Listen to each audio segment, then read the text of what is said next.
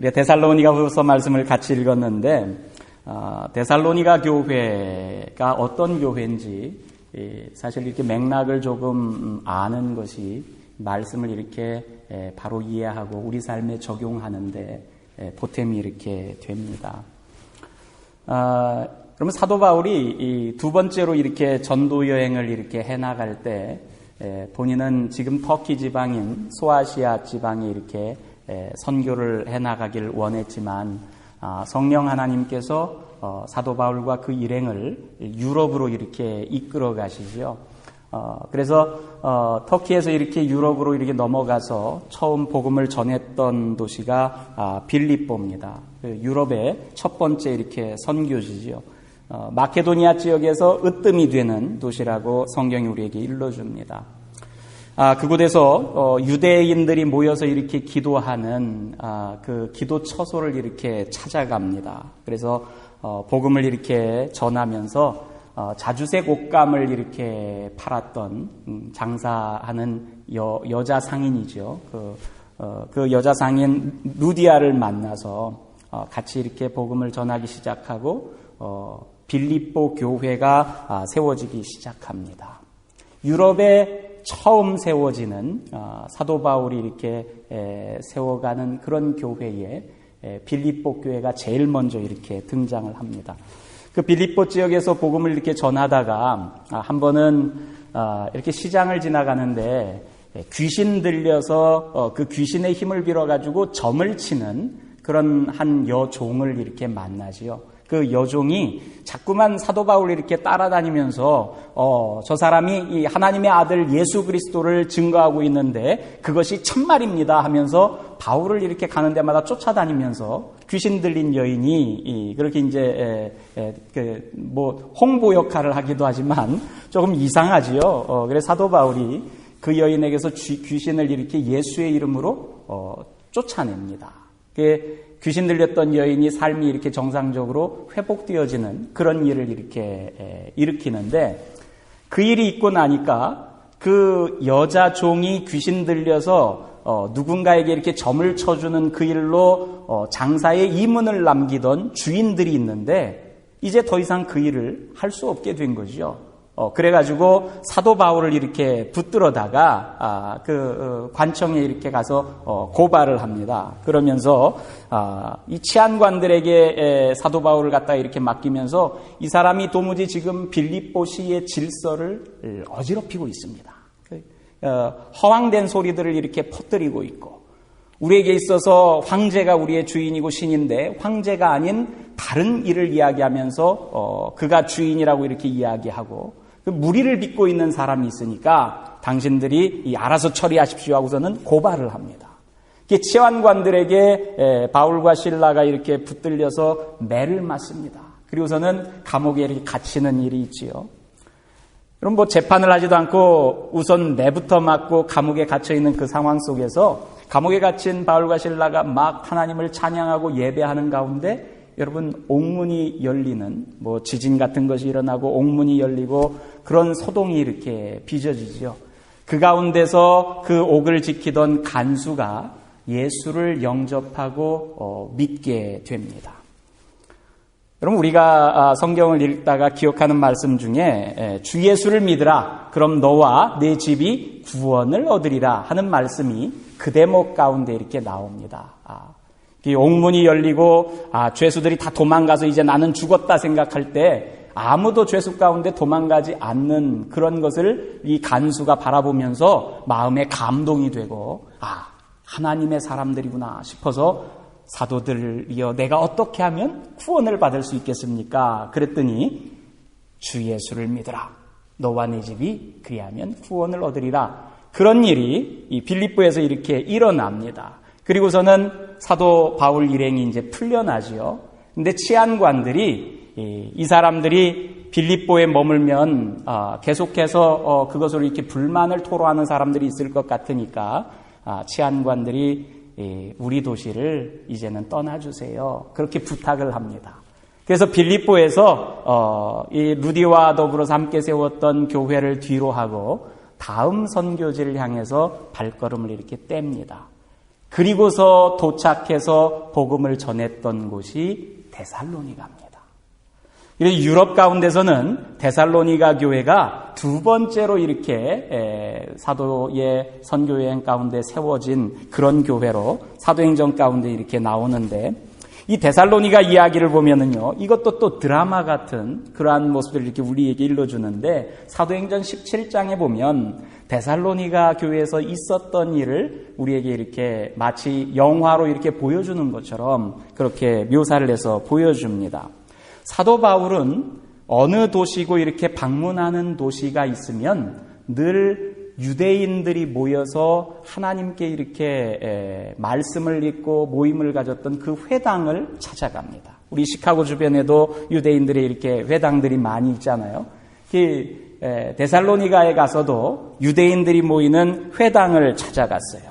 그래서 성경에 보니까 안식일 3차례 동안, 그러니까 3번의 이렇게 토요일이 이렇게 되어질 때마다 그 유대 회당에 가서 그곳에서 무슨 일을 했냐면 성경을 가지고 유대인들과 토론을 했습니다. 오늘 말씀 가운데 보면 이렇게 됩니다. 그리스도께서 반드시 고난을 당하시고 죽은 사람들 가운데서 살아나셔야 한다는 것을 해석하고 증명했고, 내가 여러분에게 전하고 있는 예수가 바로 그 그리스도입니다. 이게 사도 바울이 복음을 전하는 그런 방식인데요. 여러분, 유대인들의 회당에 가니까 유대인들은 이미 구약 성경에 대해서 잘 알고 있는 사람들이지요.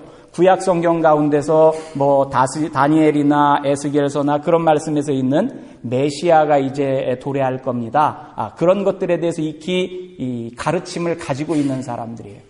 그래서 메시아라고 하는 그 메시아를 여러분 히람 말로 할 때 그리스도가 되지요.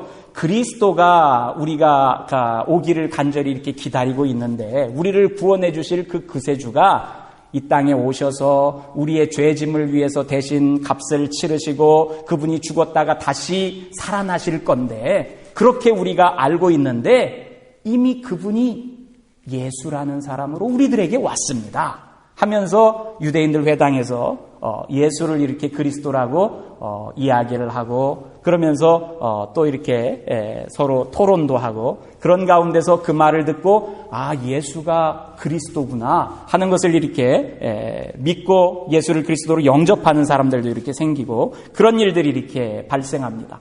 사도행전 17장에 보면은요, 이 데살로니가에서 3주 동안 바울이 머무르면서 그 이야기를 하는 가운데 그들 가운데 몇몇 사람이 바울에게 승복해서 바울과 실라를 따랐습니다. 그렇게 나옵니다. 그리고 또 많은 경건한 그리스 사람들과, 유대인들이 아닌데 이 사람들은 그리스 사람들이고 또 적지 않은 귀부인들이 그렇게 했습니다. 그러니까 사도 바울이 두 번째 유럽의 도시인 데살로니가에 가서 복음을 전할 때도 그 이야기들을 유대 회당에서 듣기 시작한 사람들이 복음을 믿기 시작했다는 거예요. 그런데 이때 유대 사람들이 시기하여 이렇게 나옵니다. 여러분, 복음을 가서 전해주고 예수를 영접하는 사람들이 이렇게 생겨나니까 똑같이 유대 회당에 있던 다른 사람들이 사도 바울을 시기하는 거예요. 저 사람이 말하는 가르침을 사람들이 듣고서 따르네? 그러면서 우리가 이야기하는 가르침은 사람들이 잘 듣지도 않고 따르지도 않는데, 저 이방 사람 바울이라고 하는 사람이 우리 도시에 와가지고 우리 회당에 와서 그것도 고작 3주 동안을 가르치는데 사람들이 그의 가르침을 듣고 예수를 그리스도라고 영접하기도 하고, 그런 일들이 데살로니가에서 빚어지는 거예요. 그런 것들을 보고 똑같은 유대인인데 그 안에서 시기하는 사람들이 생겨났어요. 그래서 이 시기한 사람들이 불량배들을 모아다가 그 도시의 깡패들을 동원하는 거죠. 그래서 시내에 소요를 막 일으킵니다. 그리고 신도 몇 사람들을 막 쳐들어가 가지고, 야손이라고 하는 사람의 집에도 쳐들어가 가지고 예수를 영접한 사람들을 붙들어다가 시청 관원에 이렇게 끌고 갑니다. 그리고서는 이렇게 고소를 합니다. 세상을 소란하게 한 그 사람들이 우리 도시에도 나타났습니다. 야손이라고 하는 이 사람은 그 사람을 영접했습니다. 그 사람들은 우리에게 예수라고 하는 또 다른 왕이 있다고 말하면서 황제의 명령을 거슬러서 행동을 하고 있습니다. 그러면서 군중을 이렇게 소동케 하고 시청 관원들을 막 이렇게 움직입니다. 그래서 사도 바울과 실라는 붙잡히지는 않았는데 예수를 영접한 데살로니가 교회의 성도들이 몇몇이 이렇게 붙들려 가가지고 있다가 보석금을 내고서 이렇게 풀려나는 그런 일들이 발생합니다. 그리고서는 처음 믿기 시작한 성도들이 바울과 실라가 여기에 있으면 봉변을 당하겠다 싶어서 피난을 시킵니다. 그래가지고 신도들은 그날 밤 바울과 실라를 그 도시에서 이웃에 있는 베레아라고 하는 도시로 이렇게 떠나도록 그렇게 떠나보냅니다. 그래서 사도 바울은 데살로니가에 머물렀던 기간이 여러분 사도행전 17장에 의하면 3주밖에 되지 않습니다. 그 3주 동안 전했던 복음이 씨앗이 되어서 데살로니가에 교회가 세워졌습니다. 그리고 바울은 그 데살로니가의 편지를 2통이나 이렇게 썼고 그 2통의 편지가 신약 성경 가운데 이렇게 포함되어서 오늘날 우리가 읽어가면서 신앙생활 할 수 있도록 이렇게 권면해 주고 있습니다. 여러분 사도행전에 보면 데살로니가 사람들이 어떤 사람들인지 대략적으로 그런 이야기를 통해서 우리에게 지식을 이렇게 전달해 줍니다. 바울이 데살로니가에서 피난을 가서 베레아라고 하는 도시에 갔을 때 성경은 이렇게 이야기를 합니다. 베레아에 가서도 똑같이 유대회당에 가서 복음을 전할 때 베레아 사람들을 이렇게 이야기합니다. 베레아의 유대 사람들은 데살로니가의 유대 사람들보다 고상한 사람들이어서 기꺼이 말씀을 받아들이고 그것이 사실인지 알아보려고 날마다 성경을 상고했습니다. 여러분 다른 도시에 가는데 그 도시의 사람들을 설명해 줄 때 이 사람들은 전에 있던 그 데살로니가 사람들보다 고상한 사람들입니다. 개역 성경에는 신사입니다. 이런 표현들로 이렇게 나옵니다. 그러니까 다른 도시들을 그렇게 이야기할 때 데살로니가가 기준이 되니까 이 데살로니가라고 하는 지역에 있는 유대인들은 그렇지 못하다는 거지요. 시기에서 불량배들을 동원하는 사람들이고 함부로 이렇게 다른 사람들을 해치는 그런 성향을 가지고 있었던 사람들, 그런 사람들일 뿐만 아니라 사도 바울이 다른 도시인 이웃에 있는 베레아에 가서 복음을 전한다는 소식을 듣고 나서 여러분 거기에까지 쫓아가 가지고 무리를 선동하고 이렇게 불량배들을 동원하는 그 짓거리를 계속해 나갑니다. 여러분 우리가 이민 생활을 하면서 사실 동족들 때문에 상처를 입는 경우들이 이렇게 많이 있지 않습니까? 여러분 이민 와서 사는데 정작 미국 사람들 틈바구니에서 미국 사람들 때문에 힘들 때도 있지만 동포 사회 속에서 힘든 경우들도 있어요. 어떤 사람들은 같은 한국 사람인데 사기를 당했다 이렇게 이야기를 하는 경우들도 있고 누구한테 억울한 일을 당했다 그런 일을 이야기하기도 그러는데 여러분 신약 시대의 교회에 모인 성도들도 박해를 받는데 로마로부터 이렇게 박해를 받았다. 물론 나중에 가면 로마로부터도 박해를 받습니다. 그러나 처음 1차적으로 신앙생활을 해나가기 시작했던 유대인들은 같은 유대인들로부터 박해를 받았어요. 주된 이유가 시기심 때문입니다. 오늘 사도 바울이 여러분 사도행전 가운데서 데살로니가에서 박해를 받았던 것처럼 데살로니가 교회가 그런 상황 속에 있는데 그 틈바구니에서도 교회가 여러분 세워지고 자라기 시작한 거예요. 씨를 뿌린 것이 3주밖에 안 되지만 그 3주 속에서 여러분 교회가 세워지고 그 교회가 성장해 갑니다. 그래서 데살로니가 전서나 데살로니가 후서를 읽어갈 때면 사도 바울이 그 교회를 계속해서 칭찬하는 이야기들이 여러분 그 편지에 가득 차 있습니다. 장한 거지요. 내가 돌보지 못했던 교회인데 내가 잘 양육할 여력도 없었던 그런 교회인데 여러분, 박해자들 때문에 일찍 이렇게 도망쳐 나와야 했던 그런 교회고, 남겨져 있던 교우들도 여러분, 박해자들 때문에 힘겨워서 늘 그 박해와 억압 가운데서 씨름하면서 신앙생활을 해야 되는 그런 교회인데, 그러니까 사도 바울 입장에서는 이 데살로니가 교회를 생각하면 늘 가슴이 짠한 거예요. 가슴을 짠하게 하는 아픔이 있는 그 교회, 그 교회에 그래서 사도 바울은 2차례나 편지를 보냅니다. 지난주에 여러분 생명의 삶을 묵상해 가면서 주초에 이 데살로니가 후서 말씀을 같이 이렇게 묵상들 하셨을 텐데요. 데살로니가 후서는 1장, 2장, 3장까지밖에 없는 짤막한 그런 성경이지요. 그 성경 가운데 보면은 주된 내용들이 이렇습니다. 박해와 환난 속에서 인내와 믿음을 보이는 성도들을 격려하는 내용이 있어요. 어렵지만 여러분들이 그 어려움 속에서도 잘 믿음을 지켜나가고 인내한다는 그 소식에 내가 얼마나 기쁘고 감사한지 모릅니다. 여러분, 데살로니가 전서에서도 그래서 항상 기뻐하십시오. 쉬지 말고 기도하십시오. 범사에 감사하십시오. 여러분, 이게 그리스도 예수 안에서 우리를 향한 하나님의 뜻입니다.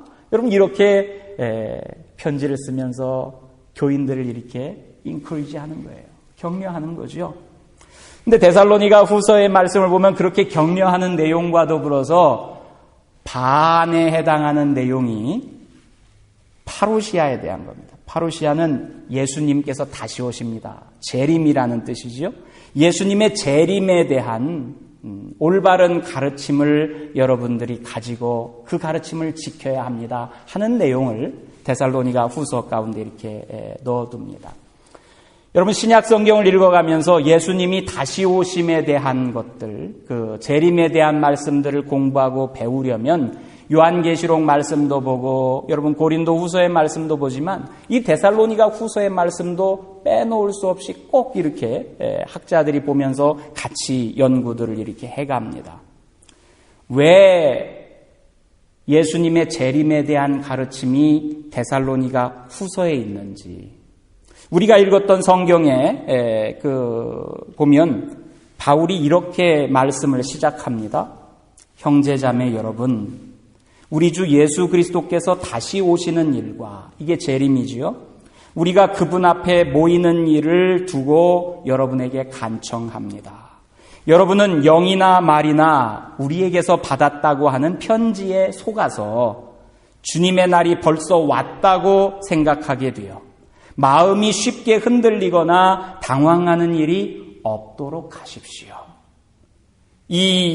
여러분은 아무에게도 어떤 방식으로도 속아 넘어가지 마십시오. 여러분, 예수님이 벌써 오셨습니다. 예수님의 재림의 때가 이제 곧 임박했습니다. 이런 소리를 듣고서 데살로니가 교회 안에서 그런 가르침을 가지고 사람들에게 이렇게 전하면서 사람들의 마음을 흔드는 그런 사람들이 이렇게 있다는 거지요. 오늘식으로 보면은요, 이단들 가운데서 급진적인 종말론자들 있죠. 여러분, 제가 고등학교 시절에 80년대 말에 다미선교회라고 하는 것이 한국에 있었어요. 이 뭐냐면, 제가 대학 다닐 때였군요. 대학 다닐 때였는데, 그 친구의 여동생도 그 다미선교회라는 곳에 이렇게 들어가가지고, 신앙생활을 하던 그런 사람이 있었는데, 이 다미선교회가 뭐냐면, 예수님이 이제 곧 오신다. 날짜까지 정해놓고, 몇 년, 몇 월, 며칠이면, 우리가 이렇게 기대하던 예수님께서 재림한다. 여러분, 그것을 자기가 믿으니까 어떤 일이 벌어지냐면, 아니, 예수님이 이제 곧 오신다고? 그럼 내가 그것을 준비해야 될 것 아니야? 내가 준비하는데 그냥 일상생활을 해나가면서 준비하기에는 시간도 부족하고 정성도 부족해. 여러분, 제 친구의 여동생이, 제 친구가 그때 이제 교육전도사하고 신학교 다닐 때면 그런 일들 할 때인데, 친구의 여동생이니까 집안이 그 기독교 정상적인 이렇게 믿음의 집안인데, 이게 다미선교에 빠졌더니 그 여동생이 다니던 직장도 그만두어요. 여러분, 거기에 들어가서 그 안에서 삽니다. 아버지가 찾아가도 소용이 없고요. 어머니가 찾아가도 소용이 없어요. 오빠가 찾아가도 소용이 없습니다. 뭐 교회 교육전도사가 찾아가도 소용이 없는 거죠. 자기의 모든 정상적인 생활을 다 내팽개치고 이제 예수님이 오시는데 뭐 세상에 가서 일하면 무슨 소용이 있어? 이제 예수님이 오는데 뭐 공부를 하면 무슨 소용이 있어? 이제 예수님이 바로 오는데 내가 결혼해가지고 언제 그럴 여력이 있어? 그러면서 거기에만 매달려 있는, 이게 급진적인 종말론자들이죠. 이 데살로니가에 있던 사람들도 그와 같았다는 겁니다. 그래서 데살로니가 교회에도 이런 사람들이 있어서 이게 교회를 흔드는 거예요. 아, 예수님이 이제 곧 오신다고? 아니, 벌써 오셨다고? 그러면 예수님이 오셨으면은 이게 하나님 나라가 다 이루어진 건데 우리는 어떻게 되는 거지? 그러면서 마음들이 흔들리고 정상적인 생활을 해나가기 어렵도록 하는 그런 사람들이 여러분 그 데살로니가 교회 안에 형성되어져. 데살로니가서 3장, 후서 3장을 읽어가다 보면 이 영향 때문에 일을 하지 않는 사람들도 생깁니다. 그러죠? 이제 뭐 세상이 곧 끝나는데 내가 하던 이 일 해가지고 뭐해? 뭐 하던 장사 해가지고 이 문을 조금 더 남기면 뭐하고? 그래서 일을 안 합니다. 여러분 일을 안 하는데 오늘 내일도 먹고 살아야 되니까 교회에서 다른 형제들에게 폐를 끼치는 그런 일들이 발생합니다. 사도 바울이 여러분 성실하게 일을 하십시오. 일을 안 하려거든 먹지도 마십시오. 여러분 일하지 않는 자는 먹지도 마라. 뭐 예전에 공산당 선언 같은 데 보면 그런 이야기나 성경에도 그런 이야기가 나와요. 일하지 않는 사람이면 여러분 먹지도 마십시오. 다른 사람들에게 폐를 끼치는 그런 인생이 되지 마십시오. 근데 이게 예수님이 곧 오십니다. 그런 것을 너무 급진적으로 믿다가 보니까 그런 경향들이 이렇게 발생하더라 그거예요.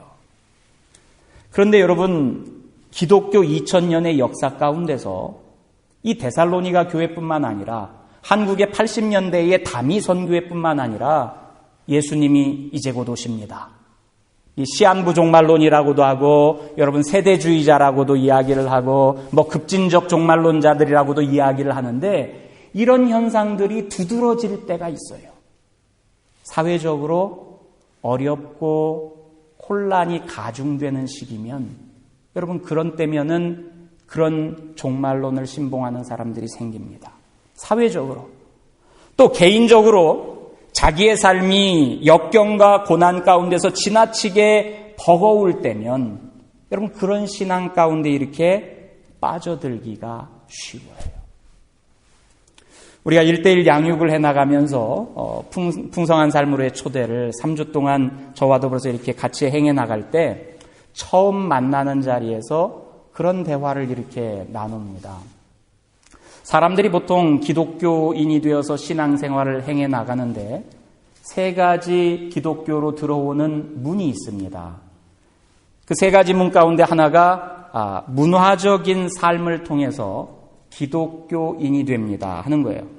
이거는 뭐 기독교 가정에서 태어났든지 내가 자라다가 보니까 기독교적인 삶의 문화적 환경 가운데서 노출되어서 자연스럽게 예수를 영접하게 되고 신앙생활을 해나가게 되는 거지요. 뭐 여러분들 자녀들 가운데 여러분들이 신앙생활할 때 태어난 자녀들은 자연스럽게 교회에 다니잖아요. 또 학교를 다니는데 내가 간 학교가 미션 스쿨이면 거기서 체프를 드리기도 하고 또 그 가운데서 이렇게 같이 기독교 문화 가운데 젖어들다가 신앙생활을 해나가면서 기독교에 입문하는 경우가 있습니다. 기독교에 입문하는 또 하나의 경우는 체험적인 신앙을 바탕으로 한 겁니다. 내 삶의 자리가 역경 가운데 있고 고난의 자리에 있을 때, 내가 큰 병을 앓고 있을 때, 이게 뭐 약으로도 또 병원에 다녀도 치료가 안 되는데 하나님께 기도하는 가운데 고침을 받았다. 여러분 저도 처음 기독교를 이렇게 입문하게 될 때 그런 과정 속에서 병이 이렇게 낫는 것을 체험적으로 경험해서 신앙생활을 하게 되었는데 또 어떤 사람은 비즈니스를 하다가 이게 파산되게 된 그런 상황 속에서 하나님께 간구하고 열심을 내었더니 신앙 이렇게 비즈니스가 회복이 되었다. 그런 경우들은 삶 속에서 만나는 어려움 중에 하나님을 만나고 체험하는 그러한 것을 통해서 기독교를 이렇게 입문하는 거죠. 또 하나의 기독교 입문은 진리에 대한 지적인 추구를 통해서 성경 공부를 하는 와중에 하나님이 어떤 분이지? 우리의 인생은 어디서 와서 어디로 가는 거지? 여러분 그런 거를 묻고 독서를 하고 같이 공부하는 와중에 기독교에 이렇게 입문하는 경우들이 있어요.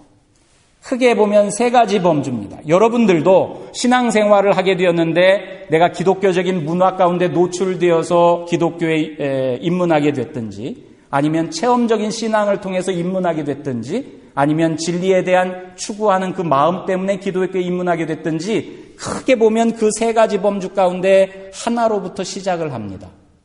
그런데 더 중요한 것은 어느 채널을 통해서 기독교에 들어왔든지 여러분 이 세 가지 모든 영역이 고르게 발전되어지고 내 안에서 모든 영역이 함께 더불어 성장해야 건강한 신앙생활을 해나갈 수가 있다는 거예요.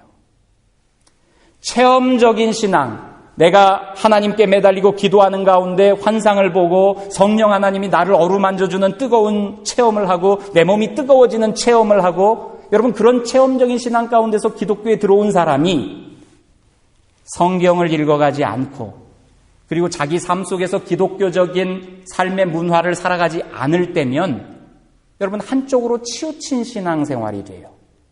그리고 그것만 있는 줄 압니다. 그리고 이게 균형이 잡히지 않은 신앙생활을 하다가 중간에 실족하게 되는 경우가 많아요. 마찬가지죠. 여러분 진리를 추구한다. 철학책을 읽다. 여러분 서양 철학을 공부하다 보면 서양 철학의 토대들이 대부분 기독교적인 맥락 가운데서 쓰여지고 다루어지고 한 것들이니까 여러분 뭐 칸트나 헤겔이나 그런 사람들이 다 독일의 관념론이 여러분 그 기독교 사상을 배경으로 해서 이루어진 것들 아닙니까? 이렇게 공부하다 보면 자연히 하나님에 대한 생각들이 이렇게 형성되고 거기에 대해서 관심이 이렇게 치중되어져 가요. 그런데 이 사람이 자기의 삶을 기독교적인 가르침으로 살아가지도 않고 자기가 체험적으로 하나님을 인격적으로 만나지도 않고 지식적으로만 하나님을 알아간다. 여러분 그러면 머리만 커지는 신앙인이 되고 맙니다.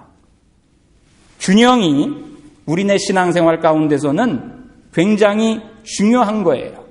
세 가지 영역이 고르게 발전하고 확장되어야 건강한 신앙생활을 해나갈 수 있어요. 여러분 한 가지 가르침에 매달려서 속지 말아야 합니다.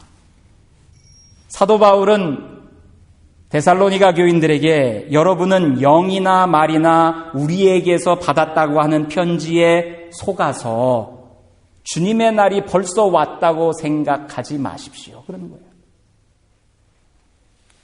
누군가의 가르침에 속는 거죠. 여러분 기독교 신앙 가운데 더욱이 성경의 말씀 가운데 예수님의 재림에 대한 이야기가 있습니다. 그리고 예수님께서도 말씀하시기를 때가 찼다. 하나님 나라가 가까이 왔다. 회개하여라. 복음을 믿어라. 이게 급박하게 그 말씀을 전하여 주고 있습니다. 여러분 재림에 대한 이야기가 없는 게 아니에요. 예수님께서 승천하시면서 내가 다시 오리라. 여러분 요한계시록에서는 주님 어서 오십시오. 그러면서 재림에 대한 소망을 가지고 주님께서 오심을 간절히 기다리는 그 신앙을 기독교가 가지고 있어요. 그런데 성경에 나와 있는 그 신앙을 이것만이 전부인 것처럼 그 하나만을 가르치면서 그것 외에는 다른 것이 없는 것처럼 그렇게 가르치면서 그 가르침을 이게 사도 바울의 가르침이야. 바울이 편지를 보내왔어. 우리 목사님이 이렇게 이야기를 했어. 내가 어디 성경 공부를 다녀보니까 거기서 이런 이야기를 해. 그런 이야기들에 현혹되어서 여러분 속지 마십시오 하고 사도 바울이 지금 이야기를 하는 거예요. 여러분은 아무에게도 어떤 방식으로도 속아 넘어가지 마십시오. 여러분 그릇된 가르침들이 있어요. 편향된 가르침들이 있습니다. 우리가 거기에 노출돼서 그것 하나만 안다면 이게 굉장히 위험할 수 있는 겁니다. 차라리 하나도 모르는 사람보다 여러분 한 가지만 알고 있는 사람이 훨씬 더 위험할 때가 많아요. 내가 하나님을 만났습니다. 내가 만난 그 하나님만이 하나님인 줄 알아요. 다른 사람들이 하나님을 경험하고 체험하고 다른 사람들이 만난 하나님에 대해서는 내가 이해하고 수용할 수 있을 만한 그런 능력도 없고 그릇도 못 됩니다. 나는 내가 만난 하나님만, 그리고 그 방식으로만 하나님을 만나는 줄 알고 고수하면 여러분, 이게 지독한 폐단이 되고 잘못된 가르침이 되고 어려운 거예요. 이 기독교 가르침만이 아니라 세상적인 지식에서도 그렇습니다. 세상적인 지식에서도. 여러분, 제가 공부를 해나가고 논문을 쓰고 그럴 때마다 영어로 쓰든지 한국말로 쓰든지 학자들이 글을 쓸 때 가장 피해야 할 단어 중에 하나가 only, 그런 겁니다. 이것만. 그러면은 대부분 틀리지는 거죠. 이런 해석도 있습니다. 이렇게 볼 수도 있습니다 하는 것이지, 이것만입니다 그러면 이게 그릇된 방향으로 가는 데의 첫 번째 문제입니다. 요즘 여러분, 우리가 미국에 있어서 그렇지만 한국의 뉴스들을 듣고 이렇게 소식들을 듣잖아요. 많은 사람들이 오늘날의 한국 사회를 굉장히 이렇게 걱정하고 염려하고 그럽니다. 여러분, 지난 한 주도 이렇게 시끄러웠던 한국의 이슈 가운데 하나가 국정교과서에 대한 거잖아요. 한국의 지난 역사를 돌아보는데 다른 사람들이 이야기하는 역사들이 아니라 정부가 쓴 역사책 하나만 가지고 그것을 교과서로 만들어서 공부해야 된다. 여러분, 역사를 공부한 사람이 역사가 얼마나 많은 사관들이 그 안에 담겨져 있는지 몰라요. 내가 어느 사관에 서 있느냐에 따라서 역사를 바라보는 시각들이 다 달라지는 겁니다. 한 사람이 바라보는 그 시각만을 가지고 역사를 배운다는 이야기는 여러분, 역사가들에게는 있을 수가 없는 일이에요. 이게 이념적인 논쟁이고, 자기가 주장하는 것, 지금 현재의 정부가 가지고 이게 어떤 정부든지, 무슨 왼쪽 편에 서 있는 정부든지 오른쪽 편에 서 있는 정부든지 그거 상관없이 여러분, 좌쪽에 있는 사람이든지 우쪽에 있는 사람이든지 한 가지만을 주장하고 그것을 따르도록 한다는 것은 병든 사회인 거예요. 미국이, 여러분, 미국이 잘못하는 것들이 많이 있죠. 그렇지만 미국이 세계적인 파워를 가지고 미국을 세워갈 때에 가장 큰 여러분 그 잘한 점 가운데 하나가, 맨 처음 미국을 독립하고 세워나갈 때 여러분 페더럴리스트들하고 리퍼블리칸하고 같이 토론하고 논의해가면서 함께 나라를 세워갑니다. 내 생각만 고수하면서 여러분 리퍼블리칸들을 떨쳐내는 것도 아니고, 내 생각만을 고수하면서 여러분 페더럴리스트들을 떨쳐보내는 것도 아니에요. 함께 더불어서 13개의 처음 오리지널 콜로니들이 있었지만 같이 더불어서 우리가 한 개의 주도 떨어지지 않고 더불어서 하나의 나라를 세울 수 있도록 하려면 다른 목소리들을 귀담아서 들어주는 거예요. 여러분, 이게 기독교 안에서도 우리의 신앙 가운데서도 똑같은 겁니다.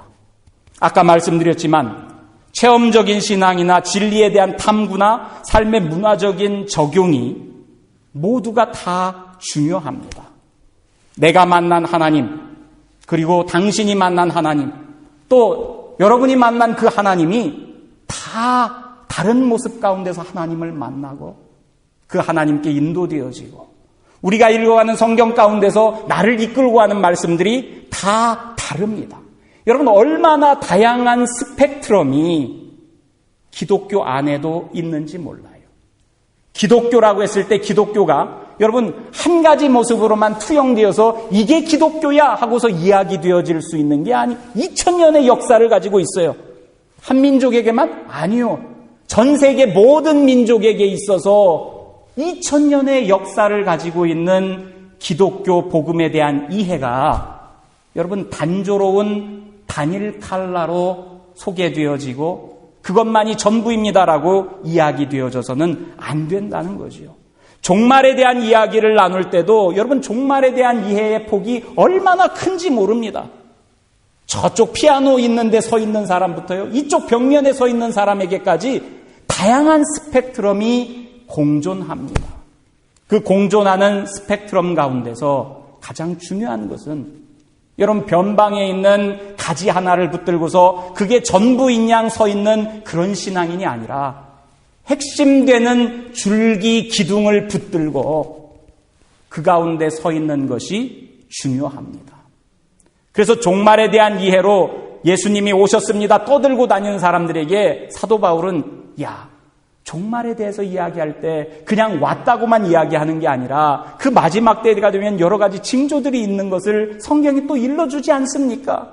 저 계시록에서는 짐승이라고 표현되어지는 저 사단의 하수인 노릇하는 사람이 등장해서 세상을 혼란스럽게도 하고 우리를 시험에 들도록 많은 사람들을 미혹해도 하고 여러분 그런 일들도 나타날 것이고 그러면서 또 다른 측면의 종말에 대한 이야기들을 해나갑니다. 그러면서 여러분 사도 바울이 권면하는 것이 이겁니다. 13절 말씀입니다. 주님의 사랑을 받는 형제자매 여러분, 우리는 여러분의 일로 언제나 하나님께 감사합니다. 하나님께서는 여러분을 성령으로 거룩하게 하시고 진리를 믿게 하여 구원에 이르게 하시려고 처음부터 여러분을 택해 주셨기 때문입니다. 이렇게 되게 하시려고 하나님께서는 우리의 복음으로 여러분을 부르시고 여러분에게 우리 주 예수 그리스도의 영광을 얻게 하셨습니다. 여러분 이게 기독교의 모든 가르침 중에 가장 핵심이 되는 2000년의 전통 가운데 기둥 가운데 서 있는 메시지입니다. 하나님이 여러분들로 하여금 구원에 이르게 하도록 하기 위해서 예수 그리스도를 우리들 가운데 보내주어서 그분의 십자가 구속의 사건으로 우리가 구원받게 함을 입게 하시고 그래서 우리가 하나님의 자녀들이 되게 하시고 우리로 하여금 거룩한 존재가 되게 하시고 여러분 이런 가르침을 전해주는 거예요. 다른 것들은 곁가지입니다. 기독교의 중심이 되는 전통의 가르침 바울이 3주 동안 머물러서 복음을 전하면서 데살로니가 교회에서 예수님이 지금 옵니다. 아니면 언제 옵니다. 여러분 그런 것을 가르쳤겠어요? 우리의 죄인됨과 하나님께서 우리를 사랑하심과 그분이 우리를 사랑하셔서 이 땅에 오셔서 우리를 회복하시려고 예수 그리스도로 말미암아 십자가를 짊어지게 한 그 사건을 이야기하면서 여러분이 하나님 자녀로 회복되어지는 사건을 이야기를 합니다. 여러분 자아가 회복되어지고 여러분과 하나님과의 관계가 회복되어지고 여러분과 이웃과의 관계가 회복되어지고 교회 공동체가 건강하게 세워지는 그것들을 역설하고 증거하고 전합니다. 여러분 기독교의 가르침 가운데 무엇이 핵심이 되는 것이고 무엇이 전통에 서 있는 건지 다른 것들은 내가 수용할 수도 있고 양보할 수도 있는 것인지 그러한 것들을 아는 분별력이 우리에게 중요합니다. 예수 그리스도가 핵심이고 예수 그리스도가 나의 주인이라는 것이 핵심입니다. 사도 바울을 데살로니가에서 쫓아내는 사람들이 뭐라고 하면서 쫓아냈습니까? 저 사람이 예수를 왕이라고 이야기하면서 세상을 현혹하게 합니다. 세상의 왕은 황제인데 여러분 이게 핵심입니다. 기독교 신앙으로 살아갈 때 우리의 왕은 이념적인 왼쪽이든 오른쪽이든 그런 것이 나의 왕이 아닙니다. 내가 장사해서 하루에 얼마의 이문을 남기는지 그것이 우리에게 있어서 핵심이 아닙니다. 우리에게 있어서 핵심은 예수 그리스도가 핵심입니다. 나를 위해 이 땅에 오신 하나님, 그분이 나의 왕입니다. 그분이 나의 주인입니다. 그래서 우리가 하나님의 자녀로 거룩한 존재로 서게끔 하나님이 이끄셨습니다. 여러분 이것이 기독교의 전통의 가르침이고 핵심적인 가르침입니다. 이것만 붙들고 있으면 됩니다. 예수님이 저와 여러분들의 왕입니다. 예수님이 저와 여러분들의 주인이고 그분께서 이끌어주는 그 삶을 우리가 묵상하면서 쫓아가려고 다름질하는 것이 오늘날 저와 여러분들에게 이 땅의 교회에게 요구되는 신앙인 줄로 믿으시기 바랍니다. 하나님 감사합니다. 데살로니가 교회에 씨름하며 역경 속에서도 우리 주 예수 그리스도를 영접하고 교회를 세워갔던 그 귀한 신앙을 저희들도 이어갈 수 있길 원합니다. 그러나 분별력 있는 신앙인으로 서서 예수 그리스도를 중심에 놓고 그 전통에 대한 배움을 가르치고 지켜가는 저희들이 되어지길 원합니다. 하나님, 편향된 신앙의 자리에 서지 말게 하시고 편향된 세상의 가르침 가운데 서지 않기를 원합니다. 우리가 온전히 하나님께서 우리에게 주시는 예수 그리스도의 은혜 안에 머물며 중심되는 것을 붙들고 굳건하게